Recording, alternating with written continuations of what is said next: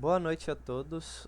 Nosso grupo vai fazer uma apresentação sobre o blockchain e é composto por Airan Campos, Felipe Passos e Caio Carvalho. Então, por volta de 2008, foi publicado um artigo chamado Bitcoin, a Peer-to-Peer Electronic Cash System, por uma pessoa, um grupo de pessoas, usando o nome de Satoshi Nakamoto. Nesse paper, eles já tinham uma aplicação prática para a blockchain, que no caso era o Bitcoin, então uma forma monetária de transacionar recursos sem uso de um intermediário. Isso é bastante interessante porque desde os primórdios o ser humano vem tentando desenvolver formas de trocar recursos entre si, né, seja seus bens ou serviços, partindo desde o escambo, na verdade partindo desde a época de caçador-coletor, que eles viviam em pequenos grupos, né, esses recursos eram mais compartilhados em prol da sobrevivência, até o escambo em si, já é uma forma mais simples de comércio, e depois passando por uma produção de dinheiro, né, não, eu acho que um dinheiro como a gente conhece hoje, mas antigamente já tinham recursos que você poderia trocar em equivalência de valor seu bem, por exemplo, uma casa, para adquirir recursos em outra localidade, por exemplo. Então, tanto o armazenamento quanto a locomoção desses recursos se conservavam, entre aspas, em valor e era muito mais fácil de trocar por ele. Esse dinheiro ele só funcionava com a garantia de um intermediário que era responsável por gerir e manter o valor desse recurso para que enquanto você vendesse sua casa e fosse para outra cidade e precisasse comprar alguma coisa, ele não perdesse o valor nesse caminho, né? Seja esse intermediário um rei, um senhor feudal ou uma instituição financeira. Hoje em dia tem muita gente que acha que esse intermediário não é tão interessante porque fica só sobre ele a responsabilidade de gerenciamento de todo o seu recurso financeiro, seja de uma pequena cidade ou um país, né?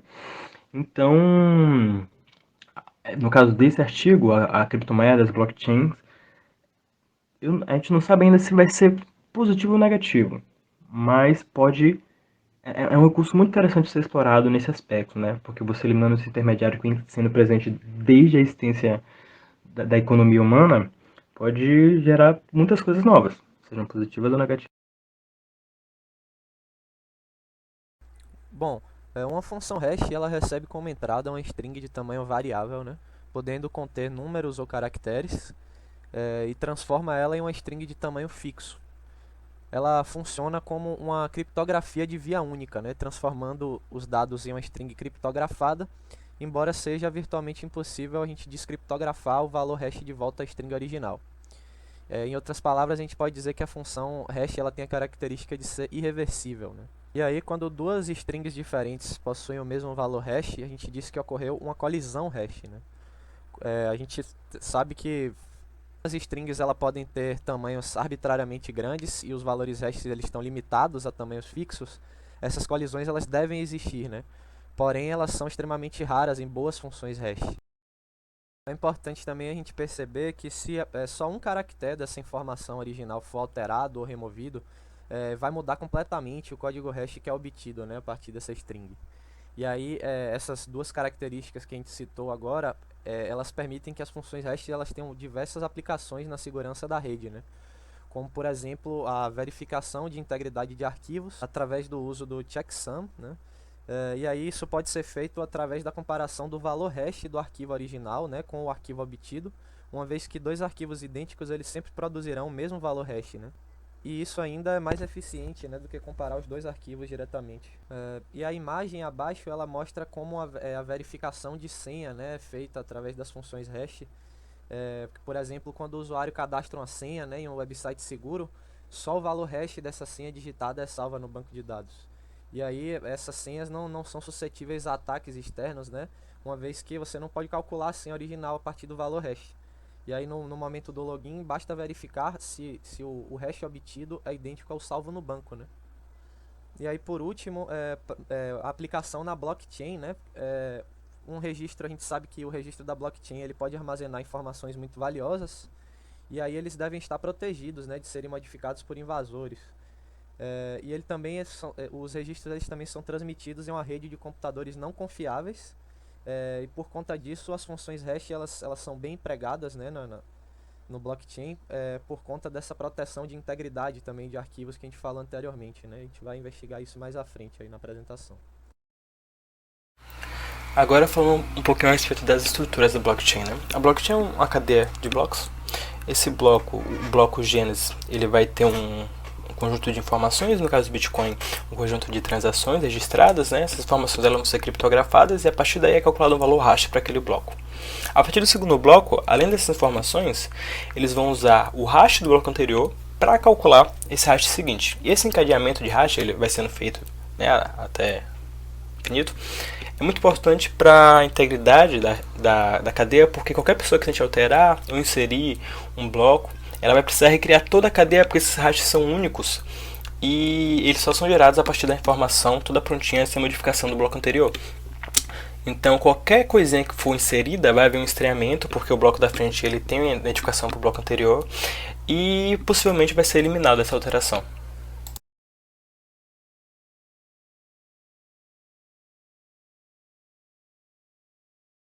E dentro desses blocos, por exemplo, no caso do Bitcoin, as transações, elas são armazenadas numa estrutura chamada Merkle Tree, uma coisa assim, onde cada nó que é folha possui uma informação, digamos uma transação validada.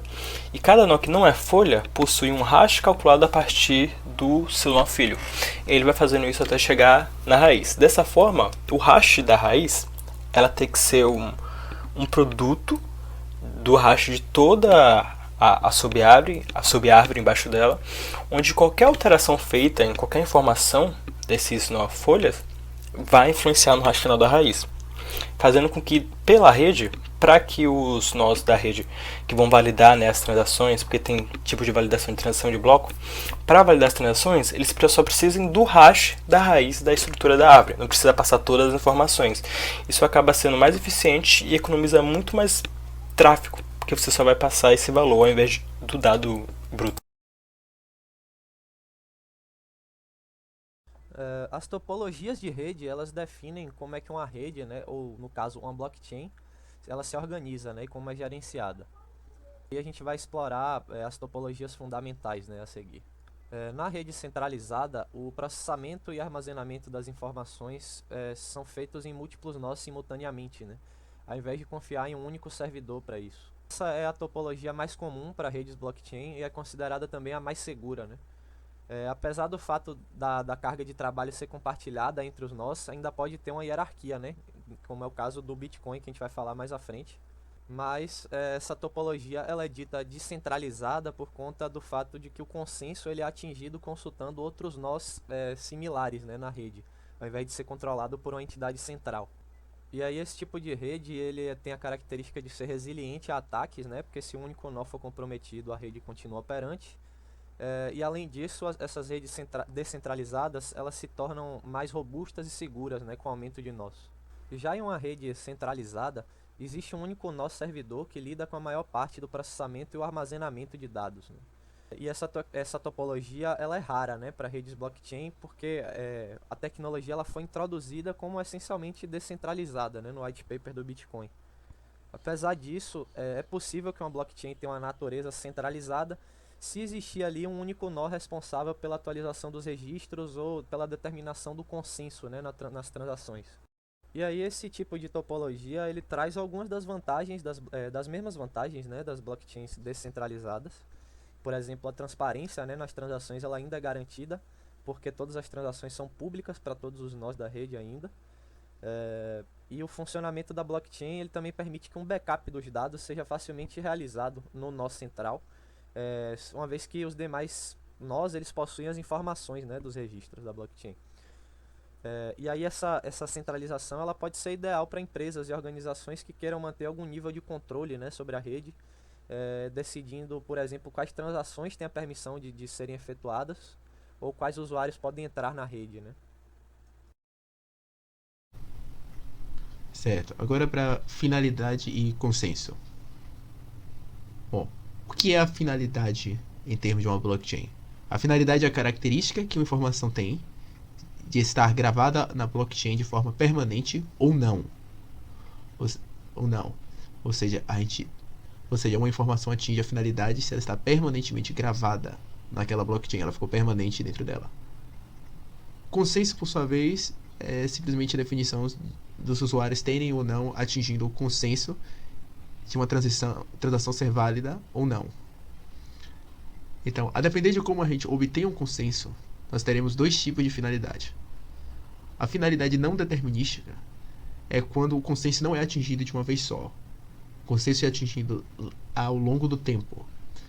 E depende da forma em que os blocos são adicionados e as regras que essa blockchain segue. Ele é muito característico em sistemas descentralizados, onde as informações se propagam de forma assíncrona. E com isso a gente tem várias bifurcações duradouras na nossa blockchain. Ou seja, por uma parte do tempo vai existir duas versões ou mais válidas da nossa blockchain. Como geralmente elas são usadas de forma descentralizada e assíncrona, não existe uma autoridade central para decidir qual bifurcação será a versão válida. Então, o que a gente tem que fazer é, deve existir alguma regra na nossa blockchain com finalidade não determinística que escolha qual dos dois caminhos você vai adotar. Por exemplo, em muitas criptomoedas, uma vez que nós criemos duas ou mais bifurcações, a bifurcação mais longa geralmente é a que é adotada e o outro lado é abandonado, e com isso a bifurcação é desfeita. O outro tipo de finalidade é a determinística.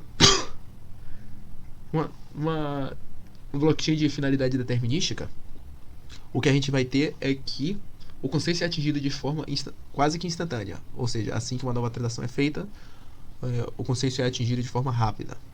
Como é que a gente tem isso? Geralmente, uma blockchain dessas, a gente vai ter ou um grupo de usuários que são pré-definidos para votarem se uma transação é válida ou não, ou pelo menos uma lista de critérios definidos que escolhe rapidamente quais usuários podem fazer a votação.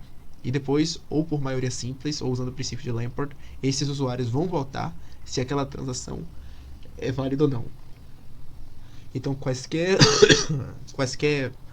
bifurcações que existam duram pouquíssimo tempo, porque assim que elas são criadas, as votações são feitas e elas são dissolvidas naquele momento. A blockchain de finalidade determinística também tende a ser um pouco mais insegura, porque ela depende de alguns usuários fixos, enquanto a outra é muito mais descentralizada e precisaria de um ataque muito mais geral para que seu método de validação e sua finalidade fossem comprometidas. Bom, criptomoedas. Aqui a gente escolheu para falar das criptomoedas, um enfoque mais com o Bitcoin, mas muito dessa explicação vai para a maioria das criptomoedas, certo? E o que a gente tem numa criptomoeda? A gente vai ter uma blockchain que contém uma lista de todas as transações monetárias. Então, no exemplo da imagem, a gente tem a lista, por exemplo, transferindo R$10 para Bob, Carlos transferindo R$15 para Bob, e por aí vai. Cada uma dessas transações deve ser assinada pela pessoa responsável. No caso, uma transação monetária é assinada pelo remetente, por quem está enviando o dinheiro. E essas operações são todas validadas por quem? São validadas por mineradores, que são outros usuários externos, quer dizer, outros usuários da blockchain externos àquela transação, que se disponibilizam a processar isso para validar essa transação. A validação geralmente se dá em muitas moedas dessas, como o Bitcoin, de forma resource intensive, para já dificultar o trabalho de um ataque a uma transação dessas, dificultar o trabalho de farsa, porque você teria que simular muitos e muitos usuários fazendo essas operações por resource intensive. E a ideia da mineração é que os usuários que recebem essas transações para serem processadas, eles são recompensados. Eles ganham o direito de escrever uma pequena transação também ali na blockchain, em que eles recebem moedas novas e criadas. Um dos grandes problemas